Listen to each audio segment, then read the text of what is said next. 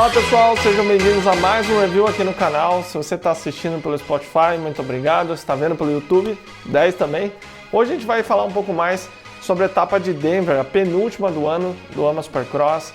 Pista extremamente dura. A gente que aqui do Brasil já andou diversas vezes em situações similares, aquela que fica marcada o pneu nas costelas, na entrada dos saltos. Realmente é um asfalto de duro, né? Então eles estão chamando lá fora de Concrete Cross, né?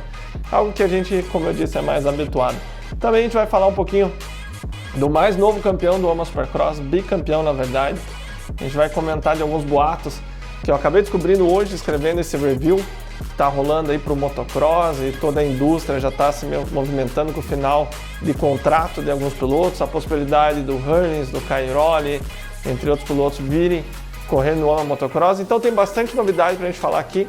Vou comentar também como foi a experiência de voltar a andar depois de 5 meses e agora de 450.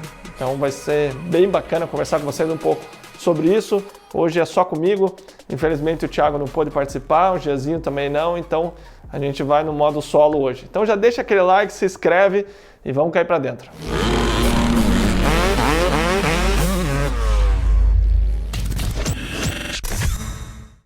Para você que quer vender sua inscrição, seu curso de maneira prática e organizada, fica aqui a dica GoPanda. E falando agora um pouco de como foi a minha experiência andando de novo de 450, foi muito boa, bem melhor do que eu esperava. Desde que eu machuquei meu punho na final, na penúltima etapa em Atibaia, o ano passado, deu basicamente 5 meses sem andar de moto, eu mudei meu treino de academia e vou fazer uma série aqui no canal mostrando um pouco como talvez pode te ajudar a resolver o problema do arm pump, que é aquele travar braço, né? Travou, a gente não consegue andar, não consegue fazer nada. Então, algumas coisas que funcionaram para mim, ainda vou andar mais para realmente se provar. E daí eu monto essa série e trago para vocês. Mas aparentemente foi bem bom. Eu me adaptei bem com a moto, é o meu chassi da 250, então apenas ajustes, né? Um pouco diferente, a relação original estava ok. O mapa, eu usei o chip verde, que é o intermediário original, estava massa também. Talvez andando mais com a moto, eu queria ir para o branco e deixar a moto mais na mão, assim, mais estúpida, né? Mais responsiva. A princípio foi bem bacana, o dia estava perfeito, vocês podem ver o vídeo aqui no canal, foi 10. Quero agradecer mais uma vez a Zanga Kawasaki por ter me ajudado aí na escolha dessa moto, enfim, ter feito acontecer. E trazer ela até São Paulo, né, que facilitou bastante. Lembrando que eles são de Iapu, lá no interior de Minas Gerais. Até estamos organizando um curso de pilotagem. Se você tem interesse, que eu vá até aí dar um curso para vocês, converse com o Zanga, ele já está bolando um grupo, então vamos fazer acontecer. Pessoal, a pista de Denver, ela realmente ficou um asfalto de duro. É um local onde tem uma elevação mais alta, né, pega bastante a potência das motos, chega a perder até 30% de potência, para vocês terem uma ideia. Os pilotos ali tiveram que se adequar, especialmente na 250, né, com relação e tudo mais. As Star Racing e a Yamaha têm uma vantagem bacana em condições assim, porque elas são as motos mais fortes da categoria. Então, realmente para o pessoal da 250 ficou mais difícil. A pista começou sendo bem molhada para os treinos, então estava até um pouco de lama, que está tudo certo, tem que ser assim. Porém, chegou um momento ali que eles pararam de irrigar a pista e a pista foi secando aquela poeira, o solzão a pino. Lembrando que a etapa começou de manhã, 7h30 da manhã, horário local, já estava iniciando os treinos.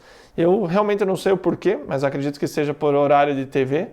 Então foi bem atípico daquele evento, mesmo quando é de dia, começa logo após o almoço, dessa vez começou antes do almoço também. Então foi interessante ver os pilotos andando em condições diferentes, né? Normalmente a pista está sempre perfeita, então eu acho super válido essa troca de condições, de terreno, estilo de pista. Eu particularmente curtiria ver uma etapa 100% areia, por que não? Uma etapa supercross estilo old school, como já foi feito. Então é bacana para você testar, né? Nem sempre um estilo de pista só vai ser justo, né? Um piloto pode ser melhor de canaleta, outro melhor de chão duro, outro com pista lisa. Então é interessante por parte da organização mesclar sempre para trazer o melhor show para o público e deixar que o melhor piloto em todas as condições realmente demonstre o seu talento, né? Então a pista realmente estava dura, o pessoal reclamou bastante, mas é o que é e é igual para todo mundo. Então não tem o que chorar, não é mesmo? Então, pessoal, falando da prova, né? Começando pela categoria 250, a gente tem uma situação bem particular, que é um piloto mais velho, o Christian Craig. Ele vai fazer 31 anos esse ano, fugindo bastante daquele perfil, né? 18, 20, 22, que é o pessoal de 250. Então, realmente a experiência dele se provou esse ano, a velocidade. Ele, desde o início, era o cara para perder o título, porque já era dele, né? Então, ele teve diversos problemas de piloto se batendo, dele cair, mas em nenhuma etapa, eu até anotei aqui, ele ficou de fora do pódio, né? Então, falando um pouco dos dados dele, ele venceu a HIT na etapa de Denver e se tornou a 7ª HIT dele a vencer, que ele venceu esse ano, desculpe. Então, ele venceu todas. Esse é o histórico dele. Ele está na melhor moto, ele é o melhor piloto e é o mais rápido nas costelas. Realmente fica difícil. Porém, isso é supercross, né? Então o esporte motocross é cheio como eu posso dizer, é cheio de surpresas, né? Caras como o Damon Bracton, o Adam Cesarullo, entre outros, que estava tudo certo para vencer o campeonato, pode virar assim. Então, ele já teve esse problema ano passado, que ele caiu, machucou o pé, estava liderando o campeonato. Tá tudo organizado, tudo certinho, mas ele tem que treinar durante a semana e ainda tem que finalizar a prova, lembrando que vai ser um showdown, quando junta as duas costas, fica mais difícil, traz mais pilotos, então ele tem que, teoricamente, se expor mais. Na verdade, ele só precisa passear, mas nem sempre passear é tão fácil assim. A gente é treinado para andar 100%, até às vezes um pouquinho mais. Então, quando você reduz para 85, 90, tudo acontece numa velocidade diferente, né? É estranho até compartilhar isso, mas realmente é o que acontece.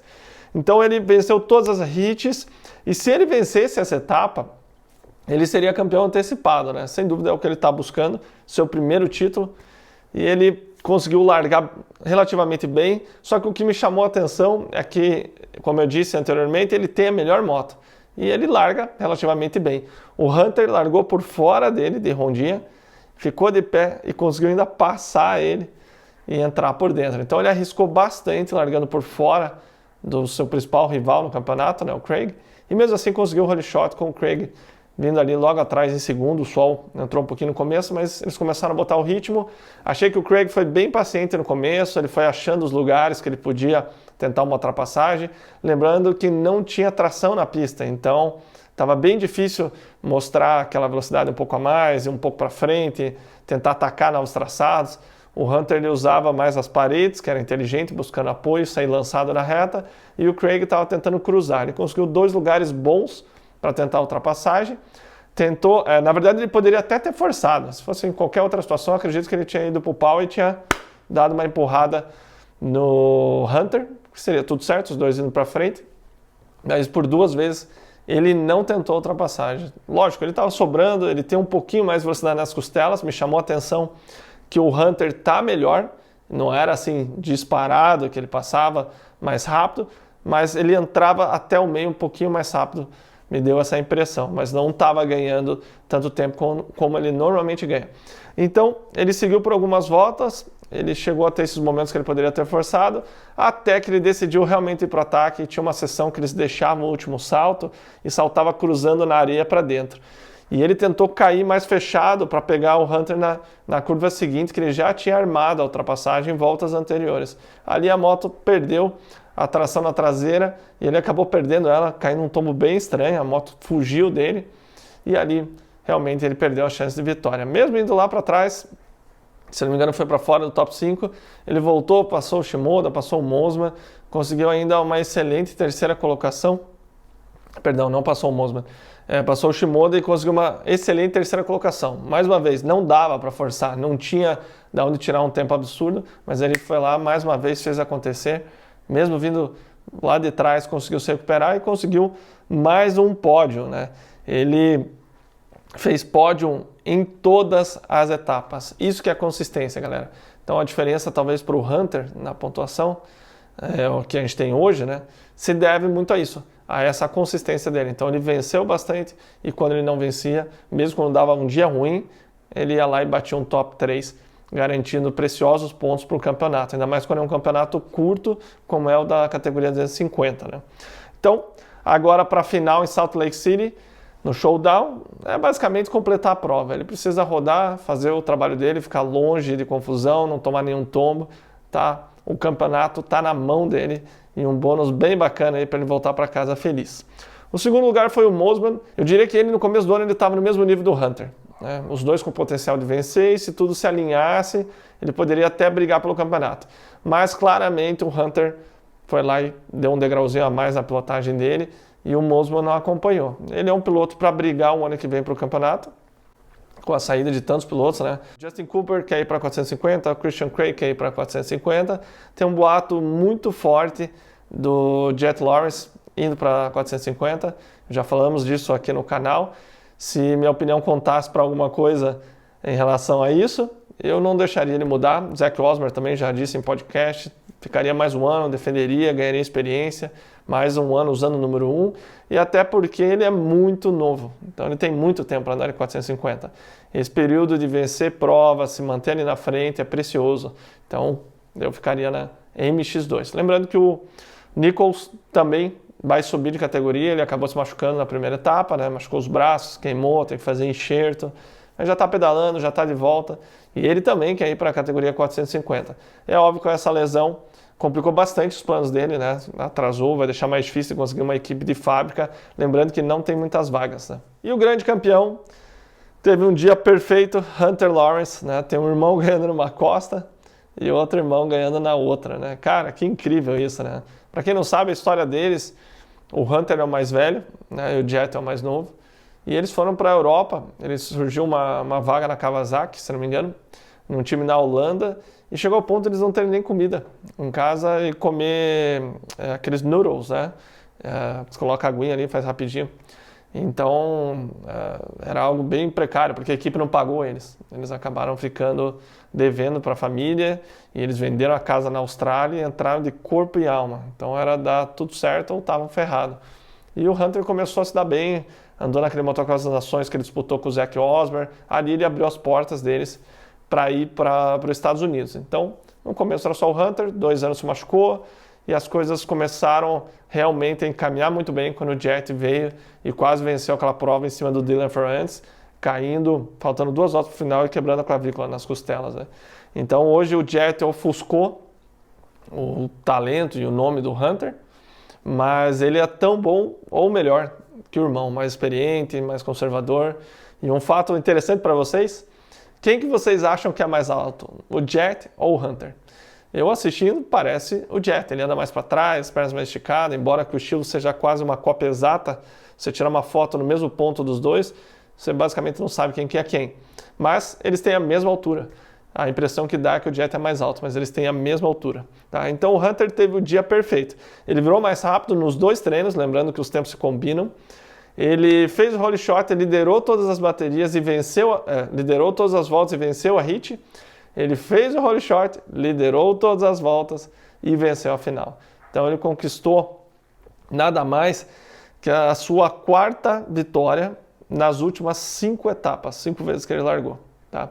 Ele empatou com o irmão dele, o Jet, agora no número de vitórias. Os dois têm 4 vitórias. Olha só que incrível, cara. Nossa, o pai dele deve estar super orgulhoso. E ainda impediu o Christian Craig de fechar o campeonato e ser campeão na etapa de Denver, né?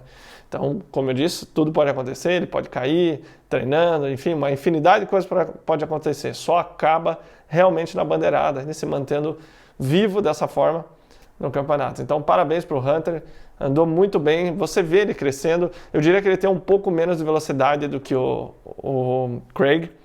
Eu acredito que o Craig passaria, ele levou azar, foi um lugar estranho que ele perdeu a moto, mas corrida é assim, ele tinha tudo para vencer, estava na posição certa, viu onde o Hunter era mais rápido, viu onde ele era mais lento, foi para o ataque e caiu.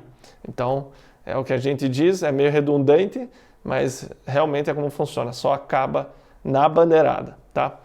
E falando da categoria 450, a gente vai falar do francês Marvin Musquin. Ele começou o ano com um contrato só para o Supercross, não por opção dele, mas por opção da KTM. Acredito que em respeito a todo o histórico, desde o Mundial, a vida inteira com a KTM, deram mais essa oportunidade e ele se tornou o melhor piloto da marca austríaca no campeonato, né? Já que o Aaron Plessinger se machucou e o Webb ficou muito, mas muito longe da performance que ele teve o ano passado, vindo a se machucar, não terminando prova, né? Então, realmente, o Musk se tornou o melhor piloto da KTM e vem se provando um cara para ficar de olho aí para o ano que vem. Ele sempre foi favorito, mas esse ano ele conseguiu dar a volta por cima aí na sua performance, nos resultados de prova. Ele mudou o treinamento dele, saiu do Aldon Baker e foi treinar agora com o seu treinador da parte de moto, de muitos anos atrás, conterrâneo David Vuillemin, né? E fato curioso para vocês, o Musk falou que quando ele assistiu o Supercross de Bercy, que agora mudou para Paris, né? Mudou o local, o nome mudou para o Supercross de Paris. Mas quando ele assistiu Bercy, onde começou, ele era fã do David Vuillemin, tanto que a manobra favorita do Musquin é o que? O heel clicker, né? Bateu os pés em cima do guidão, que ele tentou fazer a manobra, começou a querer aprender, surgiu o desejo aí, vendo o Vuillemin fazendo o heel clicker no Supercross de Bercy. Então ele tem se encaixado, ele tem ficado cada vez mais rápido, tem conseguindo ser mais consistente. Vejam só, ele fez 5 pódios nas últimas 6 etapas, incluindo uma vitória.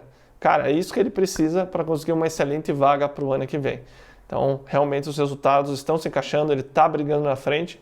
É isso que a KTM quer, né?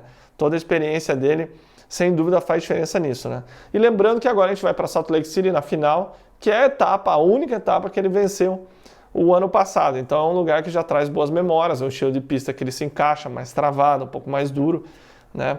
E para ele ficar em segundo no campeonato, ele tem que chegar à frente do Malcolm e do Barcia, ele tem que ganhar em cima do Malcolm 9 pontos e em cima do Barcia 5 pontos. Eu particularmente gosto muito dele, adoro as entrevistas dele de meia hora após a prova. Ele é um cara muito carismático, se dá bem com todo mundo, sabe ser agressivo quando precisa. Então é um piloto diferenciado, né? Toda a bagagem do Mundial é animal, né? Trouxe ele pro AMA, né? Na verdade, né? Isso que trouxe os resultados dele ser campeão mundial na 250 e tal. E ele sempre andou muito bem no Supercross, e por isso que ele se encaixou no AMA, né? Então vamos torcer para ele correr no AMA Motocross, já que, como eu disse anteriormente, o contrato dele é só para o Supercross. Mas a KTM está sem piloto, né? A gente vai entrar nisso depois, mas está trazendo reforço de fora, desaposentando o Dundee para poder fazer acontecer. Quem sabe, então, eles coloquem o Musquin para correr no motocross, que ele é um excelente piloto. Então, com certeza, representaria muito bem a marca. E o segundo colocado, ninguém menos que Malcolm Stewart. Falando em consistência, das 3 etapas, ele fez 3 top 3, certo? Então, 3 pódios consecutivos para o Malcolm, né? Ele conseguiu fazer ainda um segundo lugar nessa etapa, repetindo o melhor resultado da carreira dele. Então, o Malcolm está beliscando a vitória, mas sinceramente acho difícil, se tudo correr bem, ele conquistar essa vitória, essa primeira vitória da carreira na 450, nessa etapa final de Salt Lake City, né? A gente vai falar um pouquinho do Anderson, mas ele está numa fase assim, deu a volta depois daquele tombo que ele deu uma apagadinha e não terminou. Está conseguindo voltar no pico de performance, deixando difícil para qualquer um desafiá-lo, né? Então, ele conseguiu repetir o resultado, né? Segunda vez que ele faz segundo lugar. Está em terceiro no campeonato, disputando com o Barcia e o Musquin. Acredito que ele é o favorito desses dois para ficar em terceiro, o que é excelente, né? Top 3 no AMA Supercross na categoria principal é realmente para poucos, né? Só de conseguir classificar para uma final, você já tem que ser muito bom de moto. Muitos pilotos ou fãs, né, não entendem realmente a real dificuldade que é para conseguir classificar para uma final do AMA Supercross. A gente vê o pessoal levando volta, olha os profissionais saltando, né, os ponteiros, Tomac, etc., o Anderson, parece tudo fácil, mas te garanto, né, não é. Até eu já comentei isso aqui no canal, que quando eu caminhei na pista, ela é muito mais estreita do que parece na TV. E um amigo aqui do canal também me mandou mensagem, pô, eu fui lá em Foxborough, vi a pista, cara, como é mais estreita. Então, a televisão engana muito, né? Altura de salto, profundidade de canaleta, dificuldade da pista, é tudo diferente. Tudo depende do ângulo que você filma, muda completamente a experiência. Até o Jean já comentou bastante aqui no canal sobre isso, tá? E o grande vencedor, ninguém menos do que Jason Anderson. Ele realmente está se mostrando nessa reta final de campeonato o melhor piloto. E olha só que interessante, gente. Ele já perdeu o campeonato, Eli Tomac venceu o título, né? E mesmo assim, o Anderson é o cara que mais liderou voltas no AMA Supercross até agora, mesmo sem a última etapa. Ou seja, você não precisa liderar muitas voltas, só tem que chegar em primeiro na bandeirada, né? Interessante que o Cooper Webb, o ano passado, também era assim, né? Ele liderava poucas voltas nas etapas que ele vencia. Era no final que ele crescia e dava o ataque, né? Então a prova do Anderson já começou interessante na HIT, ele se pegou com o Sexton, lembrando que o Sexton ele tem uma velocidade absurda nos treinos e na HIT, é difícil bater ele, se não me engano é a sétima vitória dele, sétima do Craig, quarta vitória dele em HIT esse ano, e parecia que ele ia escapar de novo, ele chegou a dar uma brida de quase 2 segundos, o Anderson veio pegando, ali que eu vi, cara, ele tá na pegada. Lembrando que o Colorado tem uma altitude elevada, o pessoal sente o gás, as motos sentem a potência, mas ele é do Novo México, né, New Mexico, e o que é um estado que tem também uma elevação, então ele foi um pouquinho antes para lá para se ambientar, e na verdade a elevação da cidade dele é até mais alta do que ele vai pegar agora em Salt Lake City, então ele planejou essa adaptação para não sentir, como ele já disse que sentiu no passado, essa diferença de elevação, né? Então ele acabou fazendo o segundo, não conseguiu passar o Sexton nessa HIT, chegou colado, a pista é extremamente dura, deixa mais difícil a ultrapassagem, acabou ficando meio que um trilho só. E já na bateria final, ele conseguiu uma boa largada e foi para cima do Tomac, conseguiu fazer a ultrapassagem, ou melhor, ele passou o Sexton quando ele bateu naquele degrauzinho que eles estão deixando para proteger o pit, né? O Tomac começou a pressionar o Sexton deu uma embananadinha, perdeu para ele mesmo ali e acabou caindo. Com isso, o Anderson foi para cima, o Tomac tentou responder, você via ele atacando, mas na hora que o Anderson pôs do lado, depois do triplo ali, antes das costelas, o Tomac recolheu e pôs no modo, vou trazer para casa e garantir o campeonato. E com isso o Anderson vazou. Ele claramente estava solto, cortando por baixo as curvas, você vê ele entrando na parede, virando a moto e saindo do lado do Tomac, ou seja, mesmo com um terreno com pouca aderência, ele super à vontade, cruzando para todo lado, passando rápido as costelas, basicamente sem erros, né? Então, mostrou para mim ser o melhor ali da noite e o resultado se mostrou esse também, né? Ele acabou vencendo. Então, olha só, se o Anderson vencer Salt Lake City, ele vai empatar com o Tomac em número de vitórias, né, cara? Ele tem 3 vitórias consecutivas de 6 na temporada, 6 vitórias no total, e de 13 vitórias no total da carreira dele, na categoria 450, né? Então, se ele vencer a Salt Lake, vai ficar uma situação engraçada, porque daqui 20 anos, quando olharem os dados, maior número de voltas lideradas, mesmo número de vitórias, a pessoa pode concluir, nossa, eles se pegaram o campeonato inteiro, o que não foi bem assim. O Tomac destruiu no campeonato com consistência, começou ali de sexto, quinto, quarto, foi ganhando confiança, pegou e bateu vitórias atrás de vitórias, e garantiu aí o campeonato antecipadamente. Poderia até ter ocorrido na etapa anterior, se ele tivesse chego na frente do Anderson, né? Então, o Anderson, o que resta para ele fazer é ir lá e bater o pódio de todo mundo na final em Salt Lake e correr atrás de uma vitória no AMA Motocross. Ele não tem, se não me engano, ele não tem nenhuma vitória no AMA Motocross, ele tem vitória de bateria, igual o Cooper Webb, que tem vitória de 2 baterias e, se não me engano, nenhum geral. Estava escutando, não esqueci de anotar, não gravei. Mas olha só que interessante, cara, bizarro isso. E falando agora do grande campeão, Eli Tomac. Ele largou, então, precisando chegar num top 14, ou seja, fácil para ele se não enfiar a cabeça no chão, tudo certo, não tiver problema mecânico. Top 14, ele acabou largando em segundo, pressionou o Chase Sexton, ele deu aquela errada, que eu te falei, ali do ladinho do pit, né? Eles estão fazendo essa quininha, que fica interessante também na largada, que acaba sendo um degrau. Acabou desequilibrando e veio cair. E com isso ele teve a liderança por algumas voltas e a torcida foi à loucura. Lembrando que a cidade natal do Tomac é ali pertinho, então a família, a torcida estava em peso. O próprio Justin Brayton, que é um veterano, tem quase 40 anos, está no seu último ano da carreira, né, profissional dele. Ele falou que uma das experiências mais legais que ele vai ter, recordação, é quando o Tomac passou ele na classificatória, ele teve a oportunidade de andar um pouco atrás e ouvir a galera torcendo. Imagine que bacana, cara, o estádio inteiro gritando por você. Realmente incrível, né? Essa parte do esporte é realmente emocionante. Então, ele acabou perdendo posições, mesmo assim a galera vibrando, ele trouxe para casa pensando no campeonato. E olha só que interessante, ele acabou vencendo, né, o campeonato, sendo campeão de forma antecipada, comemorou muito.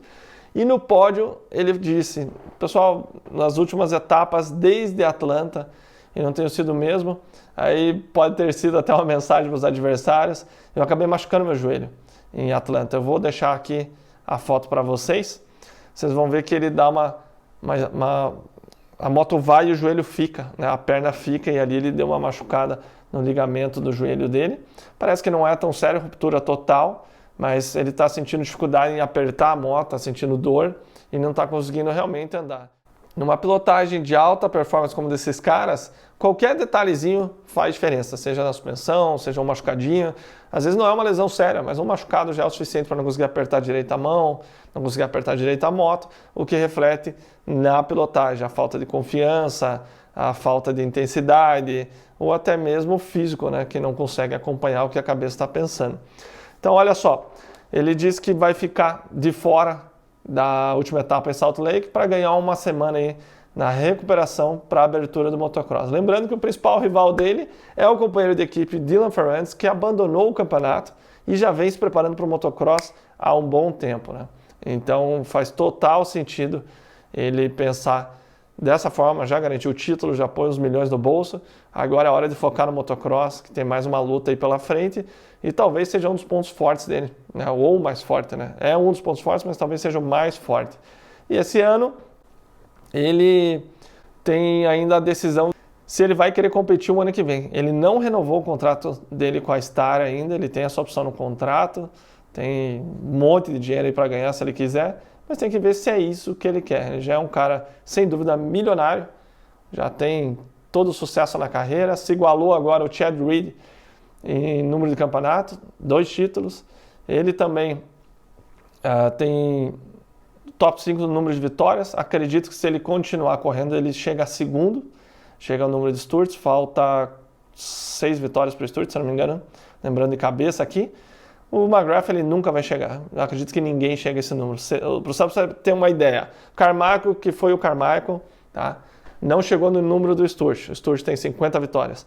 O Jeremy McGrath, que é o rei do Supercross, tem nada menos que 72 vitórias. Então, acho que fica difícil para alguém chegar nesse número. Então, gente, ele ainda não está certo para o ano que vem. Vai depender de como for o motocross e essa lesão do joelho dele, certo?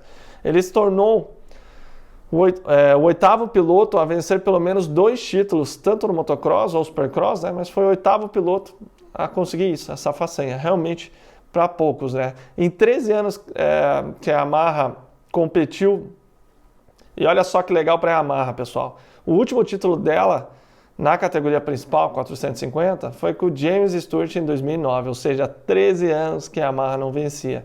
Ele saiu da Kawasaki para ganhar menos dinheiro. A Yamaha foi lá e falou, eu te dou o que você precisa, a Star, né? Nem foi a Yamaha, equipe privada do Bob Regan, falou, eu te dou o que você precisa. E ele foi lá e entregou o que ele se comprometeu, trouxe o título de forma antecipada. Ele também se tornou o piloto mais velho a ganhar um título da 450, 29 anos e 5 meses, certo? E um dos detalhes que está pesando para ele decidir se vai competir o ano que vem ou não, é que a Yamaha vai apresentar o modelo 2023, um modelo novo. Então ele quer andar primeiro com essa moto. É notícia de bastidor isso, né, pessoal? Não é oficial. Ele quer andar primeiro com a moto para ver se realmente ela é o que ele precisa, né? Às vezes acontece que nem aconteceu com o Cooper Webb. Tinha uma moto que ele casava, ele entrava e saía da forma que ele queria, curvava na dianteira da moto, ou seja, mais em cima do guidão e não com a roda traseira mais para trás, estilo Vilopoto. E não encaixou, né? Claramente teve problema, obviamente não é só a moto, porque o Marvin Musquin está indo muito bem, venceu com a moto, mas são estilos de pilotagem diferentes, né? E agora falando da parte de boatos, cara, essa aqui me pegou de surpresa, né? Mas uma surpresa boa. A Suzuki, a equipe HAP Suzuki, foi atrás do Adam Cianciarulo. Olha que loucura, gente. Então, o Cianciarulo declinou a proposta, mas olha só que interessante. A Suzuki foi lá e teve dinheiro, seja Japão, seja Estados Unidos, para contratar um piloto desse, teve dinheiro para bancar as motos que é necessária para um piloto desse e teve dinheiro para bancar os bônus também. Ou seja, a proposta não foi ruim. Então, muito bacana ver possivelmente a Suzuki voltando, mais um fabricante de extremo sucesso nos Estados Unidos, voltando a ocupar, né, a fazer frente para as outras fábricas, talvez segurar esse ataque austríaco, né, que a KTM está fazendo com Gas, Husqvarna, KTM, né, loucura isso. Se bobear, a KTM daqui a pouco compra a Suzuki, né, porque não sei se vocês viram, eles fecharam a equipe do Mundial depois de ganhar o campeonato, né, recentemente. A Kawasaki está de olho no Max Enst para andar juntamente com o Jason Anderson no motocross, ser companheiro de equipe. Mas olha só também, a KTM foi atrás do Musquin e do Enst para correr o AMA Motocross D250, mas parece que eles não toparam. Então, o Max Vohland não performou como deveria no Supercross, acabou se machucando, não mostrou o potencial, e eles estão sem bons pilotos para o motocross na categoria 450 e na 250. Olha só que situação, né? E daí ninguém menos do que Ryan Dungey voltou a competir. Olha só que legal, a gente viu que uns anos atrás ele quis voltar, até ensaiou ali com a Honda, ele era um dos donos da Geico, né? Mas não chegaram na situação ideal, a Geico fechou, enfim, ele disse que tinha vontade de voltar a competir desde que as condições fossem ideais. Não adianta ele voltar privado que não vai resolver nada. Então ele foi atrás do Roger De Coster, chefe de equipe dele durante muitos anos, parceria de sucesso, né? O Roger pegou ele no amador com 16 anos e ajudou a fazer o Ryan Dungey que a gente conhece. E o Roger falou em entrevista, tá bom, você tem que ir para a Áustria e falar com o Pete Beider, que foi 2 vezes vice-campeão mundial de motocross, perdendo para ninguém menos que o Stefan Evers. Infelizmente ele se machucou e veio a ficar paraplégico, mas ele assumiu a operação da KTM de MotoGP. Tá? Era do motocross e foi para a MotoGP. Então, gente, ele foi para lá, pegou a mochilinha dele, conversou com os patrões, Pete Beider, enfim, com quem ele tinha que falar, voltou com o ok e vai correr o AMA Motocross. Eu não sei quantas etapas, mas só de ter ele no gate já vai agregar muito para a marca, em termos de marketing, enfim, ele é um excelente piloto, cara. Eu diria que de sétimo a quinto pode ser realista para ele, né? Óbvio que esse tempo fora com certeza faz diferença, mas ele não é bobo, você olha ele, você vê que ele está no shape, porém tem que estar no shape de competição, que é diferente de estar no shape apenas físico, né? Então ele tem que estar preparado para competir. Digo por mim, quando eu voltei em Atibaia, eu cheguei a fazer bateria de 35 minutos aqui treinando, a adrenalina da prova lá em Atibaia, em 10 minutos eu estava pregado e travado, né? Então é muito diferente. E também, Antônio Cairoli, olha só que legal, ele aposentou o ano passado e ele sempre quis correr um AMA Motocross. Ele falou que, dado momento, quando ele conquistou o primeiro título dele no Mundial de Motocross na categoria MX2 pela Yamaha, ele teve a oportunidade de vir para os Estados Unidos e acabou não vindo porque ele já tinha 21 ou 22 anos e ele achou que já ficaria muito velho para aprender a andar no Supercross, etc. Ele até tem uma pista de Supercross em casa, mas é diferente de ser competitivo e andar em uma pista de Supercross bem por 20 minutos, certo? Ele falou isso recentemente no podcast. Então o plano dele é fazer 2 etapas, as 2 primeiras, e tem mais algumas outras que ele quer escolher para correr. Mas ele deixou aberto, tá? Se eu for bem, arrisca eu fazer o campeonato inteiro. Olha só que legal. E ele quer também correr no Motocross das Nações pela Itália esse ano, talvez de uma forma de despedida, não sei, né? O ano passado não foi muito bom para eles. Então, uma baita notícia, vai trazer muito peso. Aí está numa discussão sobre o número, né? Pô, será que eu vou conseguir o número, né? Ele perguntou, não. O Steve Matthews respondeu, eu vou dar um jeito para você. Aí já tinha um piloto com o número 222 e o cara nem ficava entre os 40. Daí ele ficou meio chateado e tal. Aí o Steve falou, não, eu vou pegar uma camiseta do Cairoli, vou autografar e vou mandar para você e fica tudo certo, não enche o saco, né? Afinal de contas é o Cairoli, né, pessoal? Até entendo, fico chateado pelo cara que já estava usando, mas é o que é, né?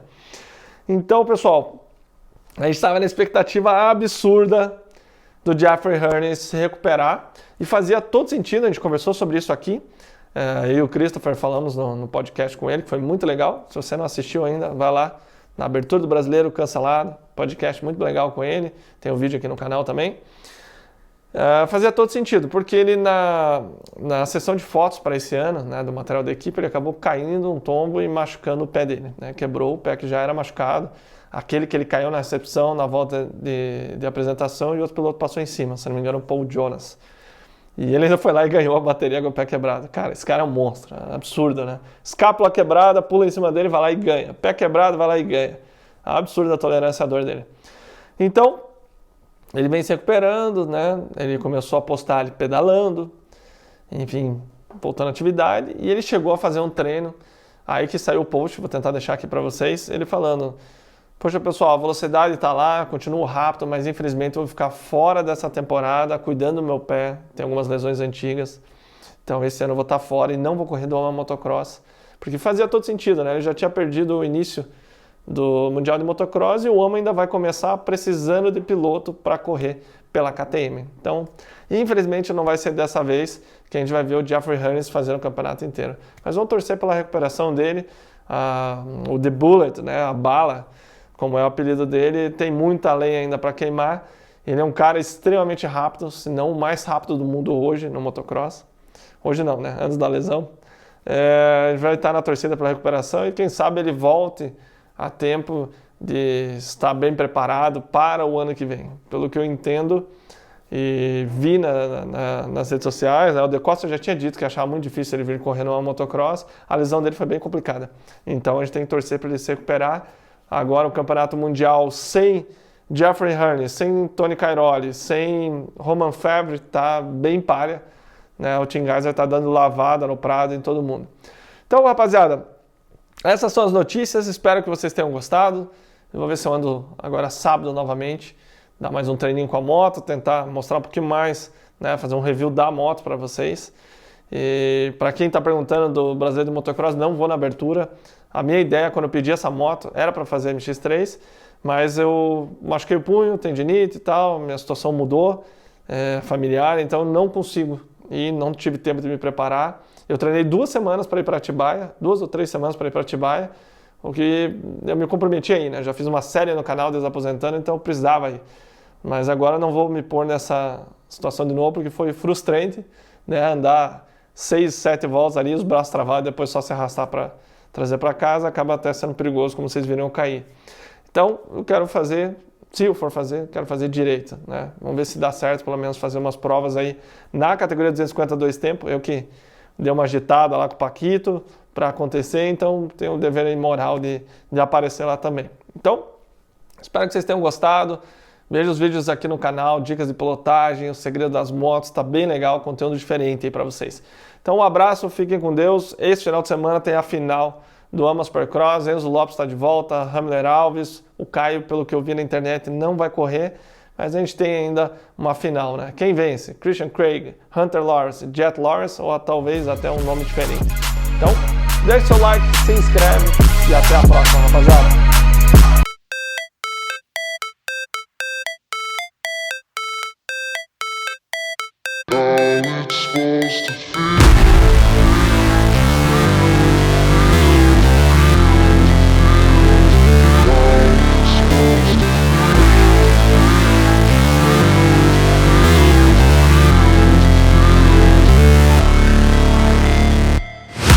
Never break, always fight, never quit, do it right, play the game, win it life, have no shame, there's no time, feel the pain, live the grind, I could change, in my mind, pick a lane, commit and climb, the only way to win it life.